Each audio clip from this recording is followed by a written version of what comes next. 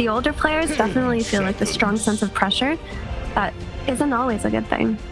5 seconds. Yeah, I can definitely agree with that. Especially also, I feel like many of them watch their colleagues have succeeded. Like anyone who grew up with playing against like No Tail or Kuro and stuff like that, and you see them achieve things, and then you're like, man, I'm only placed like 10th at TI, which is still an amazing feat, but you know, the spectrum is shifted whenever you're at that high level of competition.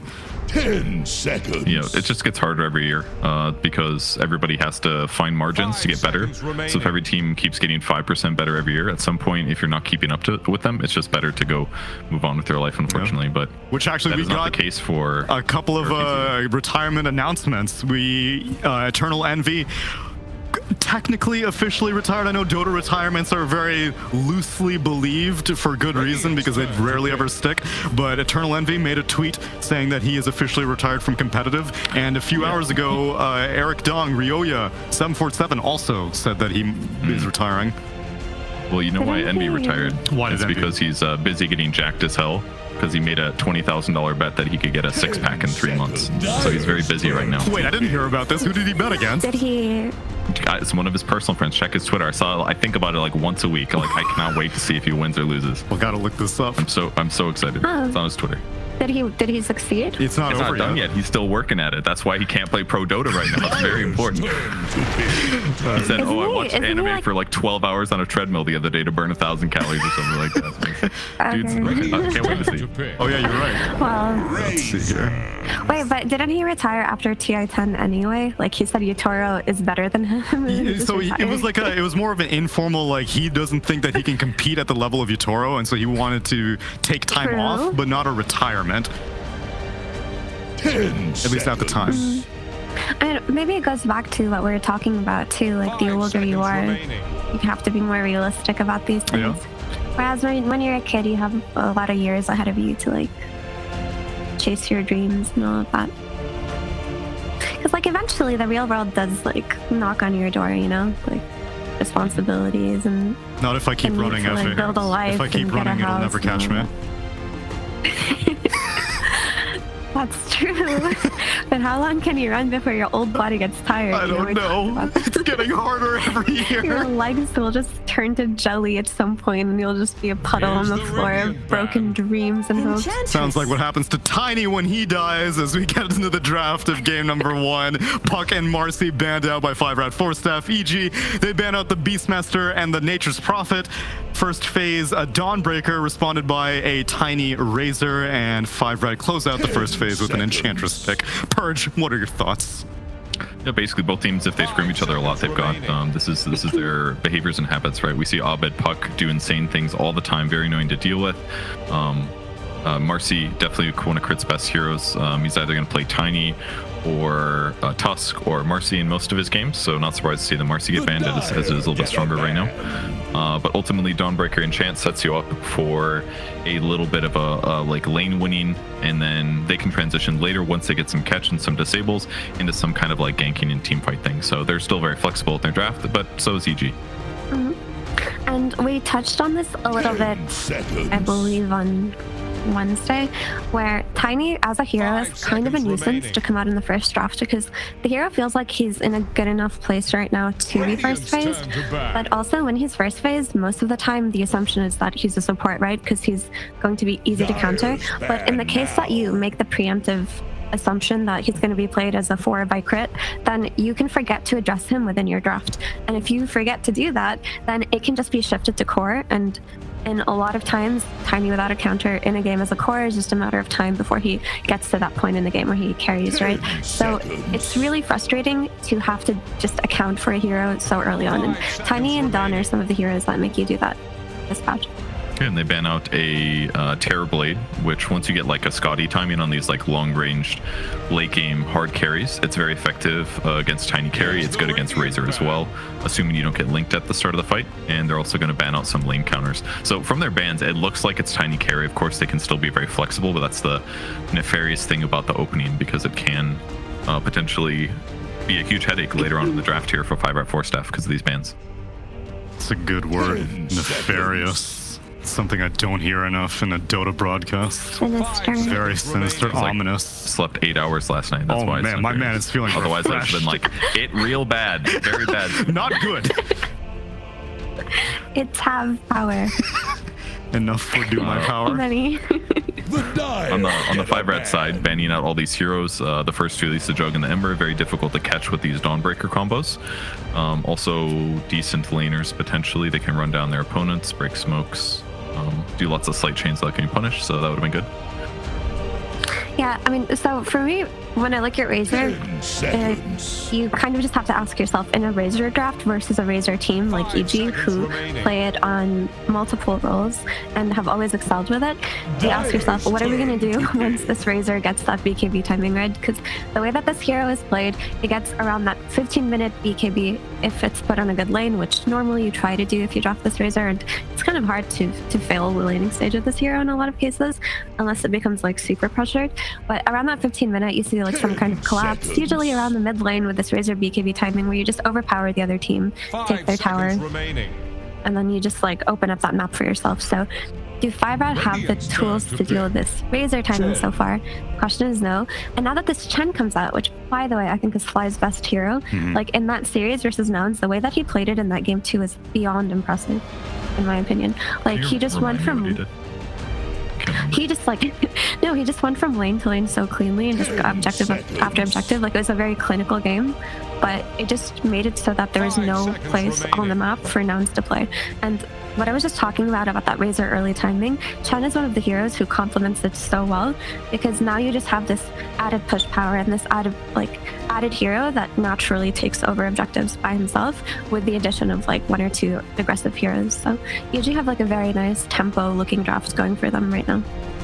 Yeah, it looks very threatening for sure. Yeah, now that you mention it, I seem to remember him getting a lot done, even though he was only like level 4. He was using all these like mud golem creeps and harpies, and like he was just like pressuring everywhere. It was really effective. Oh, that was the game that they killed the mid tower as well really quick. I remember that. Yeah. And he was just smoking from lane to lane. There's the one here the 5RAT4Staff has a 100% win rate on. I can't really look that much into it. Sorry? It's against Felt though. Is that, yeah, it's against Felt. Yeah, look, regardless, still solid hero in the patch. Good for initiating. I would say there's a good solution against the Razor BKB timing, right? Because you can hookshot him, walk away, cog him, force him to like waste seconds or break static link. I think that's a great pick here. Double damage versus Chen's creeps on your battery assault also. Let's go. Sure, why not? Why not? And then Dawnbreaker, that's going to force Dawnbreaker into a 4. Unless it's carry Enchantress, of course. Oh, God. But with the sniper pick, probably not. And they will go for that super long range, high DPS hard carry as a potential Razor solution, which is kind of cool. You know, even though Storm Spirit's nulls got nerfed, I think that hero is still playable. Yeah. Yeah, we and just it looks like a really solid Storm game. Boom busted it out against EG Alliance in their Game and Gladiator series just an hour and a half ago, so it's viable. Oh, in game 1, I missed that one. Yeah, it was game 1. Yeah, they do have weak disable. That's definitely the case here. Part of the reason they banned Batrider, that guy would have just like ran circles around them too. But we'll see where EG goes with this. Their pushing is really solid right now. Maybe they need a little bit more lane stabilization. They know where the sniper is going to be. They still don't know who the mid is. So do they pick their mid, fear it gets banned, or do they solidify some other lane? Yeah, I'm glad to see more snipers come up, by the way, because Pure early on in the European tour just made it look like a hero that has so much potential that maybe not enough teams explored. But when you pair it with some melee laner like Clockwork, assuming that they are going to be played together, I mean, you can always have sniper mid too, depending on what the matchup is. It feels like this hero, if left unchecked, if it doesn't have heroes to jump on it, definitely becomes such a nuisance in fights, and he just does so much damage from so far away, and even if you get on top of him, if you have that one jump hero, he can stand his ground in man fight and just turn on his passive ability. He really is stronger than he used to be. His shard's really good too. It's pretty low cooldown. The disarm is great. AoE against the Lycan and other stuff can be pretty decent, but EG kind of committing more into the split push, tower taking, death ball thing here. still not solidified on their picks just yet, but it does look like the last TI strat, right? Like Lycan Tiny, they banned out a lot of Tiny counters here. They can turn them into Wolf later if they want to. That's going to allow Tiny to run down Sniper very easily, not have to worry about headshots so much. So it kind of looks straightforward, hence why they're banning out some mid heroes. And that's later on in the game too, right? Where you start to think about the wolf bite on the Tiny. But I mean, if this game goes based on EG's timings of their like Chen, Lycan, Razor, BKB, they can potentially just end this game really early on. The one saving grace for 5RAT is they did pick up the Sniper, who historically has been this excellent anti-push hero with shrapnel and with his like long range. He is able to defend early on, which is why you kind of just need that hero to get on top of him in the situations where you are going for those high ground pushes. And I guess Lycan can run at him hasted, but it still doesn't feel like enough. I mean, maybe you could just put this Tiny mid, honestly, and just have him buy that blink dagger and be the hero to take these jumps for you. Yeah, I guess the last pick will determine if Razor or Tiny is going to be Abed's hero. Yep. All the bans great though. Good call on the Storm Spirit that gets banned out. Bloodseeker, Rupture against Lycan or Razor would have been excellent. More counter push with Bloodright would have been solid, and Bristle would have just given them some really nice frontliner. That would have made Sniper a lot more survivable, assuming then it would have been Sniper mid, probably Bristle safe. Would have been a lot easier for them to defend their towers, and now I don't really see how they do that. Yeah, Timber. I was thinking maybe they'll pick Timber to be that like tanky frontliner guy. It is Linux best hero, but it's gonna force what, Dawnbreaker carry or Dawnbreaker mid, one of those two, unless it's Enchantress. Or it's Enchantress carry. I mean, it could slow things down certainly. A lot of strength heroes on the enemy team. Guys, it's a Sniper carry. Mid Timber, offlane Timber, and then mid who? Effie. I'm thinking, because it depends on this last pick where they're going to put their cores actually. Yeah, I mean, right now, you can actually decide where these heroes are going without seeing this EG last pick. This is what's going to decide who goes where. 5RAT is expecting this Tiny to be a support, which is what geared the Spirit bans in the final phase. So they're expecting an Abed hero to come out here. It also helps protect their lane swaps too, because if Sniper has to worry about Void or Stormseer mid, he's going to get destroyed at level 6 if he gets behind at all. So it kind of allows their lane swapping to be more flexible. If it's like, I can lane against any of these heroes, whatever, I'll be fine. Then Sniper can go mid, or maybe he'll go safe lane, depending. You need a jump hero, for sure. Like, there are the two spirits that would have excelled at jumping the Sniper did get banned out. That right. It could be Tiny 4 banned out as well. Banned out as well. So Tiny 4 for jump, I guess, if he plays a good game. But I mean, now that you see this Timbersaw come out, you don't want to like risk the chance of Tiny's lane being ruined, I suppose. Okay, so mid Razor. Okay, so it's mid Razor, core Ursa, then offlane Lycan. Ooh, this Timbersaw just got very sad. Yes. Okay, so Ursa, I suppose Ursa can also just be your like jump on Sniper later on if he decides to go for that blink build. He also just lanes incredibly well versus Timbersaw, so I think shifting this Ursa to carry and just like demoting the Lycan and the Razor a little bit makes a lot of sense here, because 5RAT's only in to this game would have been if Timbersaw had snowballed his lane. So if you just prevent this Timbersaw's snowball, you're still going to run the issue of once EG start to play on their tempo and they start to play on their summons and that Razor BKB and just like collapse on objectives, there really isn't that much 5RAT can do. The Sniper is going to be the one trying to defend with shrapnel, but if he gets jumped on and dealt with early in the fight, there's no other way for 5RAT to fight back. So a lot on Timbersaw's shoulders. I mean, he's in mid Timbersaw. And it's against the mid Lycan. Abed just picked up the Lycan. You dodged the Ursa lane. So yeah, mid to dodge the Ursa lane. That's going to allow Lycan to farm just fine in the mid lane. Now they get to do Razor against Dawn, or against, who's the carry? DNM, the Sniper. So they're going to do Razor against Sniper. It seems like pretty good lane matchups for EG.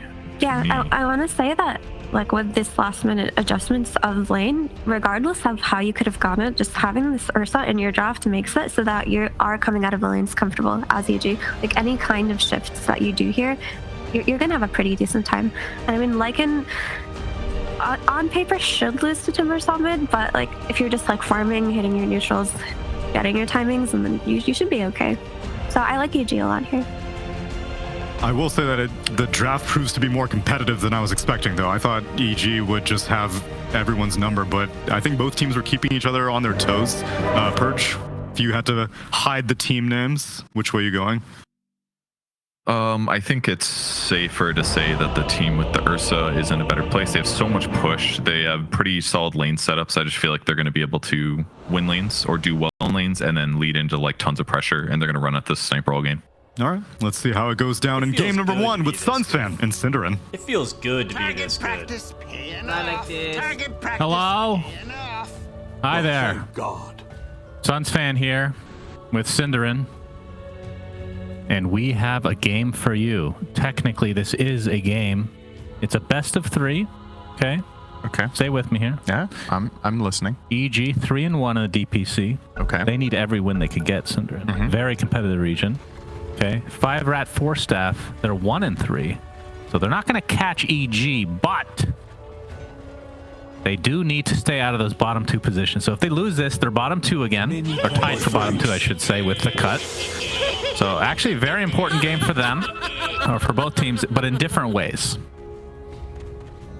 This is where you start talking. Yeah, so basically EG, if EG win out, I believe they're going to the major at this point, if I remember correctly with how the matchups are set up, or at the very least they ensure a tiebreaker, and it definitely is a real possibility for them to do that. It feels good. If 5RATFORCESTAFF win this series, they're more or less guaranteed not relegated, because I think 2 wins will be enough in the end. In an A this time around, but we'll see. I honestly really like the draft that 5RATFORCESTAFF have brought to the table here. I think it's very smart of them to reassess their laning the way that they have. That does not mean I favor them against EG, because I think they will likely get outclassed, but they have some really good ideas. I think the clock sniper lane should be very nice here. I think the option of putting Timber mid was interesting. They could have even played the Timber plus Ench against Ursa. I think that would have been playable. But like this, they're going to put Lil Nick there, which is probably better. And then it's just a matter of how well is the mid lane going to go for Timber against Razor, as EG will adapt as well and put the Lycan in the off lane. So when is the last time you saw Abid play off lane? Yeah, that is very unusual for this team. Playing Lycan in general as well, right? Yeah. But yeah, off lane. I mean, obviously the hero makes more sense there in Nightfall. Yeah, like the heroes make sense in their specific lanes, but not the players playing them. So what happened, right, was that the pick order of the players after the draft was over was that EG picked their heroes, and then afterwards 5RATFORCESTAFF picked theirs, and you can't swap heroes, right, in CM. So I think if EG would have waited and let 5RATFORCESTAFF pick first, I think it would have been Abid, Razor mid, and Nightfall offlane like him. I think they're doing this because the laning setup itself is more important than who plays what lane. But obviously, if EG could stick to their comfort, I think they would still put Abid mid. So I wouldn't read too much into this. It's just a consequence of the pick order. Yep, and they kind of, it's gonna be funny to see. Well, they talked about it in the panel as well, that these two teams have played against each other quite a bit via scrims. So yep. Obviously, they'll have a little bit more knowledge on, you know, little intricate details like this. It could be a byproduct of that, or we're just reading too much into it. There's really no way to know. As we will be seeing the transition DNM on the sniper will be in the mid lane now. So they're going to ensure the Timber avoids the Razor lane, and they're going to be putting him bottom, which is an amazing lane for Timber here. Speed will be playing against Tiny Lycan as Timber saw, which is awesome. And the mid lane, obviously, Sniper against Razor should be fine for Sniper. I don't know. I'm very inexperienced when it comes to this matchup, but I feel like theoretically speaking, Sniper should be fine here. And then they get the best possible side lane that they could against the Ursa, which is the Dawn Ench. So I don't think 5RATFORCESTAFF could have set this up any better for themselves. Now it's about delivering in the lanes themselves and getting off to a good start. But well, Arteezy's going to be playing his Cowboy Ursa, everybody's favorite cosmetic. Remember when this used to enrage people? And look at Dota now. Yeah, it's very vanilla now to have the cowboy hat. Yeah, but it's worth a lot of money, I'm sure. I actually have to check the marketplace to see how much it's the Alpine Stalker set is definitely one of the rarer ones. Yeah, of course, Arteezy would have access to that, being a part of EG. You know, a lot of these players that are really high profile, they get stuff sent to them by fans. Yeah. Like, what's wrong with you people? These players are rich. They're millionaires, for God's sake. As speaking of the millionaire himself, Arteezy. Are you one of those guys that goes into an XQC stream and you're like donating to Millionaire Omega Lol when somebody donates? No, because I don't go on that stream and I don't type in chat, but I think that, yes. Okay. I do think that's odd. But that one makes a little bit more sense because at least your name is popping up. Like they get some gratification out of that. If you gift something to a player in the game and they keep your gift message on the item, then your item is in the game and it says that it's a gift from someone. How many people check that, would you say? Tens of people. I've seen some pro player with cool items that are like a gift from a fan or... So one person? Yeah, probably me. Which I feel like is very valuable that they get me to That's see true. it. If they know it's you, then it makes a little bit more sense. I think that's very cool. All right, that's fair. Abed in the offlane, like we talked about, 12-7, and Speed playing the Timbersaw, 16-6. So not EG too have big done of a surprise. they've done a pretty good job manipulating the waves down here with Crit on the Tiny to not just make this a flat-out standard laning position for both teams. Lycan doesn't want to play this lane in under normal circumstances, so they have to get a little bit creative, and they've managed to do that so that the Lycan now 13 for 7. It's not fantastic, but it's good enough for now for Abed. And Crit is going to look to make a move on mid, potentially, where he would have... That is one of the biggest problems for Sniper mid. This hero sucks when it gets ganked. And Tiny definitely one of the worst ones to get ganked by, but good reach from DNM there. They do have the ward around that bottom area that saw Crit moving. So it was unsuccessful. It's funny because Zeus had the same problem, right? And they gave him the jump ability. Sniper doesn't get that until Shard, right? So it doesn't really help him in the mid lane. Imagine if Sniper had a jump skill. Oh my god. Yeah, just add blinks to every hero. Why not? Good pressure from Nightfall onto DNM in mid. Gets basically full link, so he should deny this entire wave. Yeah, and he's sitting on really good CS right now in 20-10. And as you can see, the Sniper, who, I mean, DNM went a little bit late into the mid lane, so not exactly the most fair comparison, but still a bit behind. A considerable amount of plasma field is going to connect, and you see the right clicks coming from Nightfall. Not quite enough, as now Albino Zebra has TP'd. Nightfall's actually in trouble here. He can get soloed by Clock. Okay, Battery Assault level 2, but here comes Crit. Gets off the Avalanche, but inside the cogs is Nightfall. And you can see Crit just trying to stoke this up for his mid laner. Important that Crit's there. Plasma Field just clips Albino Zebra, but I don't think they can continue on with this. As a TP in back by DNM, but not able to really follow it up with anything more. This Dawn Ench lane is doing work against Ursa, by the way. 29 for 11 against the 19-3 on Arteezy's Ursa. I think this is the best part of the way that 5RATFORCESTAFF chose to set up their lanes is the fact that they can actually limit Arteezy's early game with this Chen, which I don't think was something EG were expecting to happen. But Dawnbreaker is just one of those melee heroes that can go toe-to-toe with Ursa in lane. She's just that strong in the early levels. You combo that with an Ench. Ah, damn, look at that. Just bullying him away. Just the main thing you need is to have a constant influx of mana. So I need to find a way to make sure little Nick has mana for his spells, whether that's buying mangoes or clarities or having a Basilius on the Ench, whatever you want to do. You definitely need that the whole time. He has a Soul Ring now, so that will be a big help. 6-minute rune trying to be contested from Albino Zebra. He gets tossed in the air and will be brought down to Nightfall, who gets the first blood as the mid laner this game for EG. I mean, when you get to the, let's say it gets to mid to late game, like carry potential, I mean, obviously it's way different lineups. Razor's more of an anti-carry, Lycan is more of a pusher, and Sniper's just more of like that sit back and try to right click. But who would you favor in like a late game scenario? It really depends where the fight takes place. I think if it takes place in the Radiant base, I think that's very difficult to push into, the Sniper Dawn Clock trio and Chakram as well. But anywhere out in the open, I think Lycan is going to make Sniper's life in particular miserable. You really need to be careful about this matchup. So overall, I guess most conditions later on in the game, I think EG Nightfall looks to be very dead. Assassinate is enough from DNM. Nice setup there by Albino Zebra, who's been all over the place on this clockwork early on. As you can see, Fly being scouted out by Giant. I mean, that's another thing we haven't talked about is the Enchantress versus Chen. How does that play out these days? Because typically, I mean, back in the day, the Enchantress was just like a hard counter to Chen.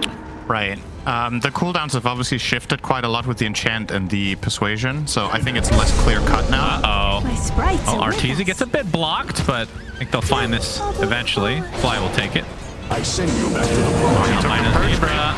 Okay, and inside Little Nick goes with that Starbreaker, so they'll at least get a trade. And in the mid lane, DNM getting soloed by Nightfall. Will he die to the tower? Pops the Fairy Fire and will survive. As Little Nick actually ended up dying to Arteezy on the other side. Oh, you dropped an item there, young man.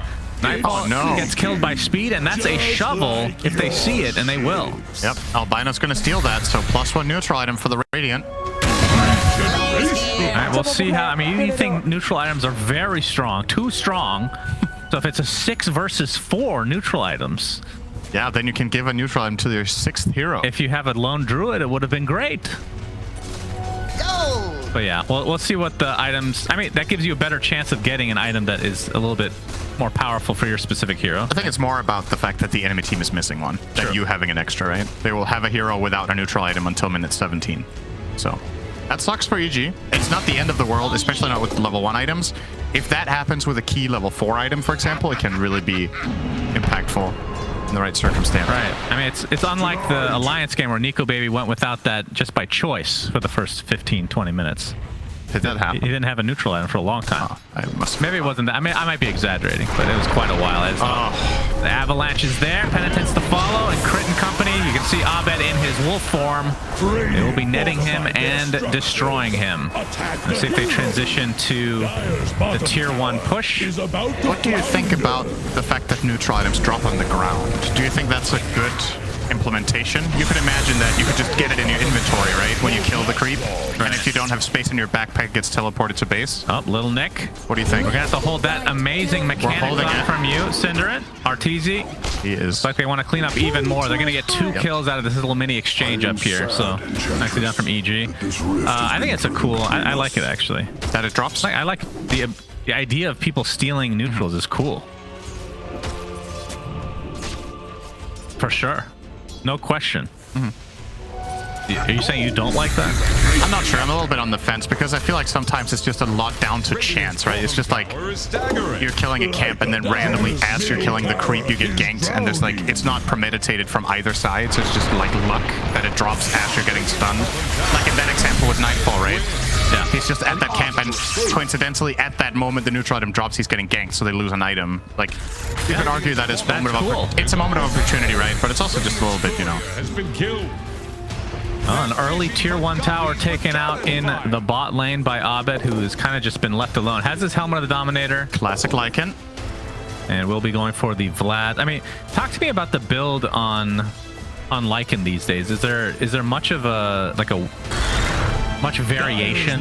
Not on the first item. I think basically every Lycan right now goes home with the Overlord, right? Yeah. But then after that, there's some variation. Sometimes you see the Axe as the next item. Some people buy Shard just for added map pressure.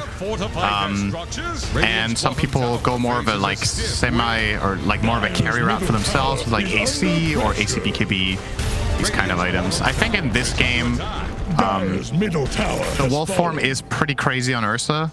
So you could go Axe, but with the entirety of their lineup taken into consideration, I think AC is probably the best overall item. Now we got the Centaur stop onto Little Nick, the second one to come, but the TP support has come with the sniper in tow along with Speed. You can see the Chakram, and yeah, Fly might have to be the sacrifice. Assassinate is there. So DNM and company doing a nice job of kind of countering this EG gank. But bot lane on the other side, Ahmed trying to take out Albino Zebra. The hookshot's going to miss, and Little Nick has come with the Solar Guardian, but they're not going to get any kills out of it other than that troll. I could. But I have to say, I mean, they're down 1k right now on the side of 5RATFORCESTAFF, but I feel like they've looked pretty good. Obviously, this is going to basically even it up. Well, as I say that, it increases to 2k, but... They're definitely holding their own. I think the biggest problem in this game is just the sniper mid has been exploited a little bit. Aside from that, it's an even game across the board. He's the one who's behind. And the issue with that is sniper does not play very well from behind, so you would have ideally loved that hero to have a better start than this. At the same time, it's not disaster territory by any means, but you just know that you take into account that he is playing against this Tiny who's going to get a dagger as well as the Lycan. It's definitely a little bit problematic, and he will have to get a pike probably very early. No. Little Nick getting caught off guard again. Static Link with the toss set up. I just have a little bit of space, but not quite enough to get away. I So swear sometimes Static Link just seems like absurdly long. Like, Radiant's bottom tower. that looked like it would have snapped at me. it's an electric leash. I feel like it should be long. Yeah, didn't that look like it would break if you were playing the Razor? Of course. Yeah. But that's because something is coded in the game for all my heroes to suck. Oh, that's true. As a tier 2 tower taken out at not even 13 minutes, Yeah, which that leads one. to an early outpost for EG. That one hurts because there is basically no way 5RATFORCESTAFF get a tier 2 of their own in even the remotely near future. So they're playing at a pretty severe map control disadvantage right now. Having lost the outpost will, give more of a funnel into EG as well in terms of experience. And you're also going to struggle about the Roche. We haven't really talked about that very much, but the Radiant's Roshan taking capabilities are god-awful, and the Dyers are very good. So that will be an objective that EG has their eyes on, in addition to having better map control. So any move mid now that is successful for EG will just give them a free Roche. You've got to really be careful if you're 5RATFORCESTAFF about how you place your heroes on the map. Yep, and it's one of those, I mean, we talk about this all the time, but Ursa is balanced around the fact that you're going to be killing Roche. So if you're able to deny that somehow, which, I mean, looking at 5RATFORCESTAFF, they're going to have trouble doing that until late I wonder game. what Ursa's win rate is when his team doesn't kill Roche. Yeah, that would be a really interesting stat. It's got to be pretty bad compared to other carriers. It's literally like balanced around the fact that you're expecting Roche to go his way a majority of the time. So, yeah, but we'll see.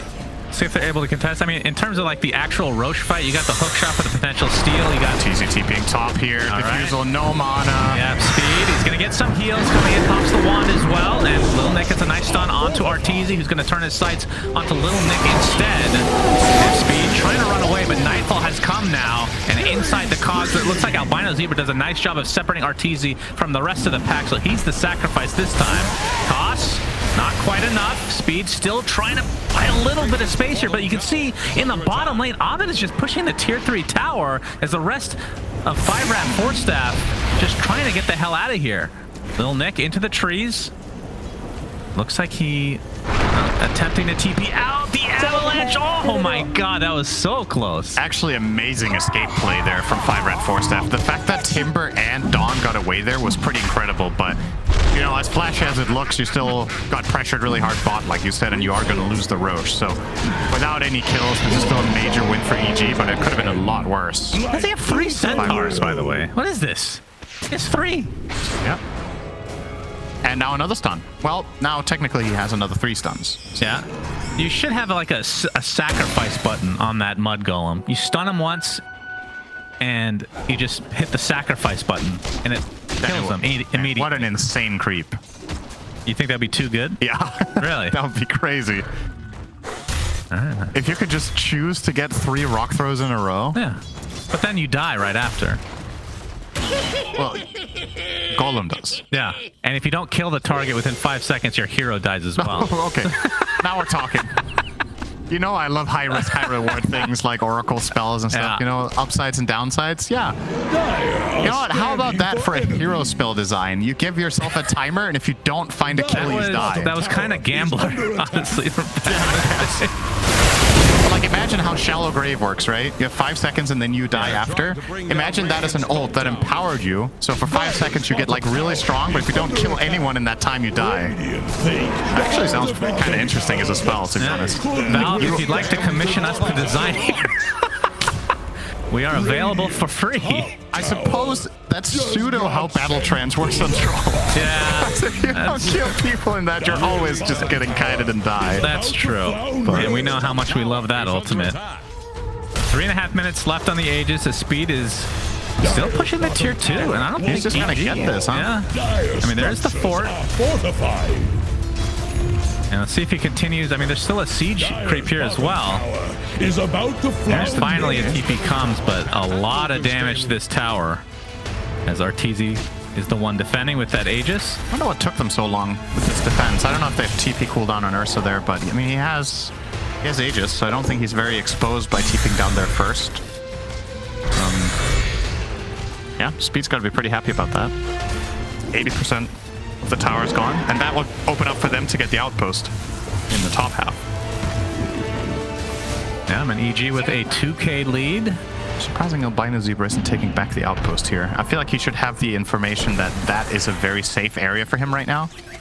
But just opting to let EG keep it. And even if it might seem kind of irrelevant to take this back, it actually matters more than you would think. Okay, that's a dead end. It takes away an access point for the enemy team. It gives you the bonus back that the outpost inherently gives every minute. And, okay, speed's fine here. And on top of that, like, sometimes a fight breaks out somewhere that is not necessarily, you know, very planned for either team. And just having that buyback play with the outpost in the area is really, really powerful. The fact that the potential kind of fights that could happen in this game right now all favor EG because they have both outposts, right? Yeah. So no matter where it happens, if it's out in the open and they have the resources. So that was your, like, 3-minute way of saying that outposts are good. Yeah, you got the gist of it. Okay, thank you. I can, you know what? When you write your memoirs one day, I'll write the Cliff's Notes, okay? We'll see which one sells better. Sound good? Can you buy notes? And we have the shard now on... Do you want to sell it separately, like a DLC? Well, maybe NFTs will be more acceptable back then as well. All right, I'll write my memoirs. You can write the NFT. So Fly now able to take over Ancient Creep. So we'll see how fast he wants to get rid of these Centaurs, or if he keeps one for the stun, because none of the Ancient Creeps have that. No more Prowlers, mind you, which is makes me a little sad, honestly. Well, mainly from a spectator standpoint, because it was fun watching people get destroyed by the Ancients. It's going to be a while before he gets more Ancients, right? He can only have one for now, and level 12 is pretty far away. So yeah, we're watching the replay, taking the Black Dragon. Very exciting. I guess they're noting that he didn't have Hand of God yet, or Hand of Gaben, sorry, which he does now. EG grouping up, still with the Aegis, hook shot into the Soul of our Guardian. All right, they're gonna get a 1-for-1 trade to start things out. Chen for Clockwork, as Lil Nick forced to use his BKB, but he's getting chased by Arteezy. And Speed, speaking of getting chased, has the leash from Nightfall applied to him. Speed. Oh, is he actually going to get out? No, Abed is way too fast, but the Timber Chain on the other side. Nicely done. Some way, somehow he lives. As Arteezy continuing his rampage, deletes DNM. Has a mega kill. Looks like he might drop, but again, we'll be able to revive. The buyback now onto the Clockwork. As Nightfall just covering Arteezy. Oh, big toss back. This is going to be a dieback onto Albino Zebra. So EG clicking on all cylinders suddenly is Lil Nick. Looks like he'll be next on the list. And just like that, it's a 4-for-1. If you count that dieback, well, technically it's a 6-for-1 then, isn't it? No, 5-for-1. NA math. What's 4 + 1? I forgot that Timber didn't die, Synderen, okay? He had 1 HP. I mean, I guess depending on how you look at it, you could technically call it 6-for-1 because you didn't only die twice, you also lost the goal of the buyback. Sure. So, I'll give you the benefit of the doubt. Let's say that was what you meant.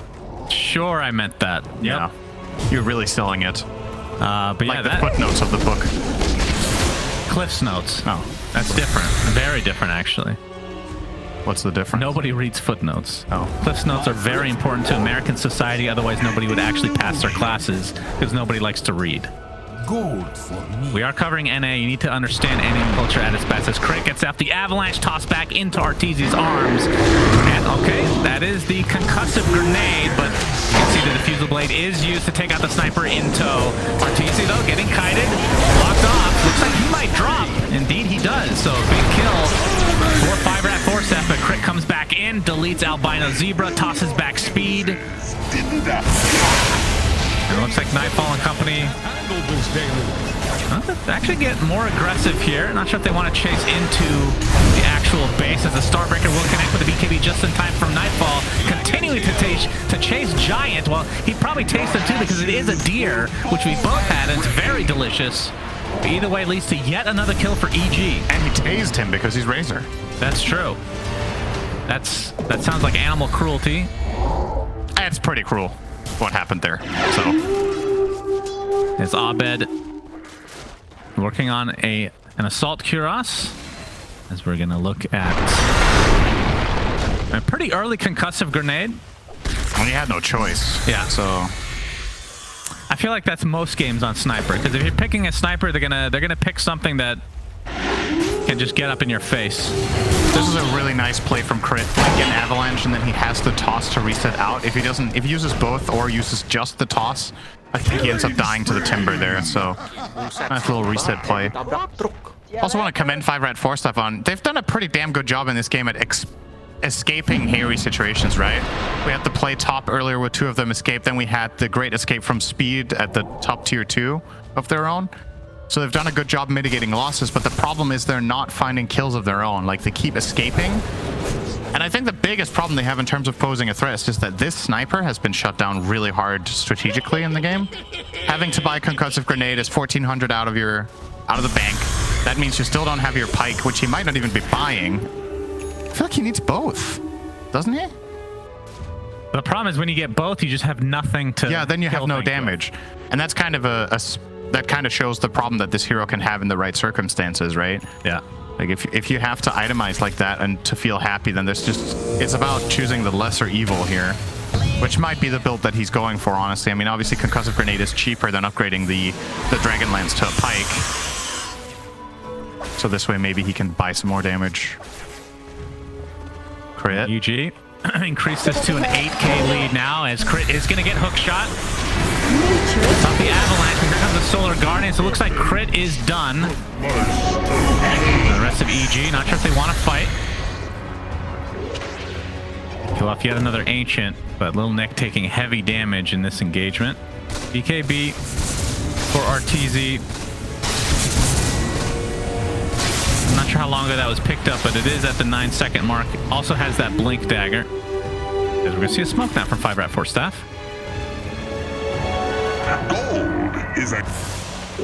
No hook shot for another 24 seconds, though. So their initiation without that. What else do they have? It's just really Timber Chain. It's kind of not the most reliable.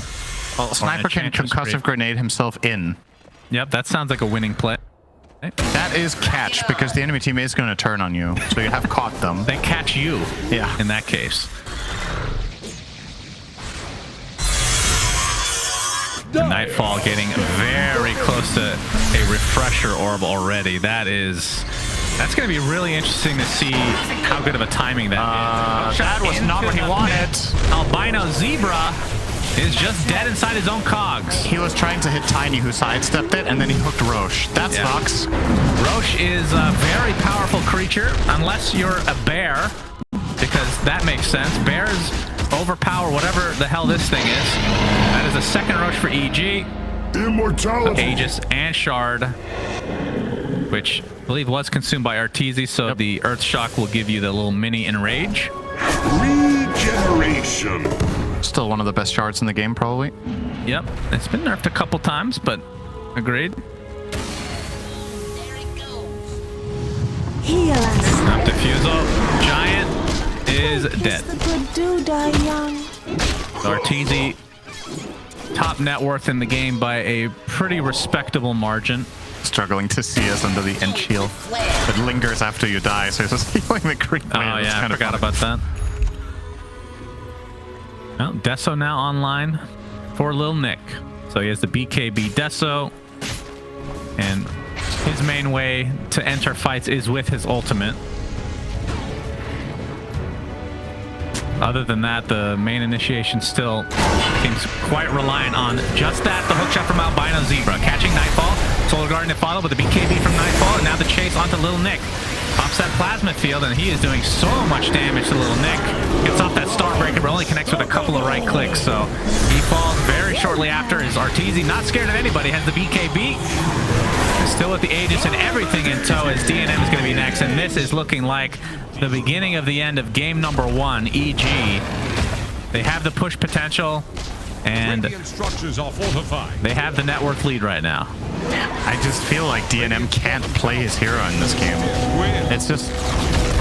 Radiant's bottom tower has fallen. You really like when you see the potential that 5RATFORCESTAFF have when they get to initiate the fights like this. Obviously, the BKBs are becoming a big problem for them as well. It shuts down their timber largely, but It's gotta be miserable playing sniper. Yeah. It's just not having a good time at all. He did opt for the pike by the way, so he double dipped on escape, and it just still doesn't really matter. Yep, so that's 2 sets of racks and going for the third. They got inundated.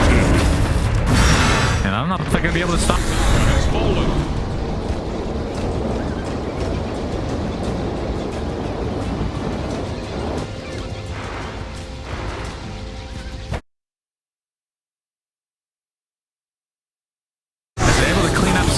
Very easily. The Enchantress is next. Little Nick has to walk away with that BKB activated. And buyback did come from the Timber Saw, so speed.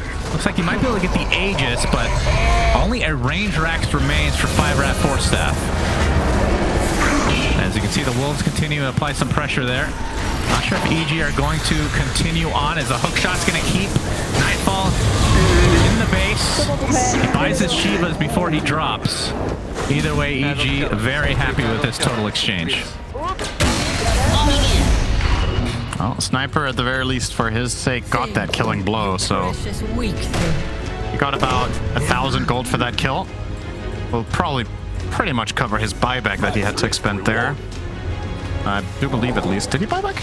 Maybe he didn't, actually. Well, Enchantress is dead. Oh, well, what do you know? Fury swipes. Good ability. Yeah, this is another problem for Sniper. Even if you have these 2 escape, now that Ursa has Basher, he can actually still kill you. You can die before you get to react if he bashes on one of the 2 first swings when he blinks in. Oh! Yep, as battle is on. Speed has to be careful. Needs to Timber Chain away, but inside the cogs, nicely done from Albino Zero. Saves Speed for a little bit, but not going to be long enough. Oh wait, he actually Timber Chains away. Little Nick, okay, they're layering the stunts quite nicely, so Arteezy takes a tumble. And DNM, nope, he's going to get Avatos into oblivion. So another kill on the Sniper. As Albino Zebra trying to TP out, but will not make it. It's a Dragon Grave crits for 530 with Shapeshift. Goodness. So insane.